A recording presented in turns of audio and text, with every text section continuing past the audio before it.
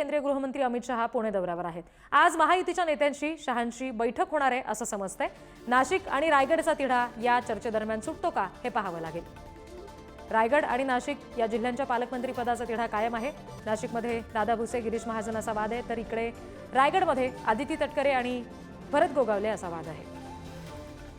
आणखी तपशील घेणार आहोत प्रतिनिधी ज्ञानेश्वर चौतमल यांच्याकडून। ज्ञानेश्वर, आज अमित शहा पुण्यामध्ये आहेत, या त्यांच्या दौऱ्यादरम्यान पालकमंत्री पदाचा तिढा सुटण्यासंदर्भात काही संकेत, बैठक ठरली आहे का, त्याबाबत काही माहिती मिळते का?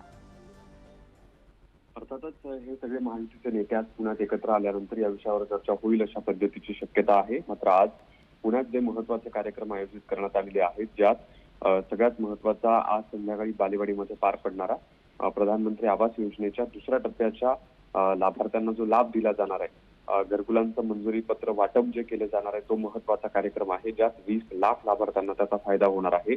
दुसरा महत्त्वाचा जो कार्यक्रम आहे तो हडपसर भागात होणार आहे, जिथे जनता सहकारी बँकेच्या हिरक महोत्सव कार्यक्रमाला अमित शहा हे उपस्थित राहणार आहेत। आणि तिसरी अमित शहाची जी महत्त्वाची आजची बैठक आहे ती 11 वाजता सकाळी पार पडणार आहे। पश्चिम गृह विभागाची ही बैठक आहे। या बैठकीला सगळे महत्त्वाचे अधिकारी आणि पदाधिकारी जे आहेत ते उपस्थित असतील।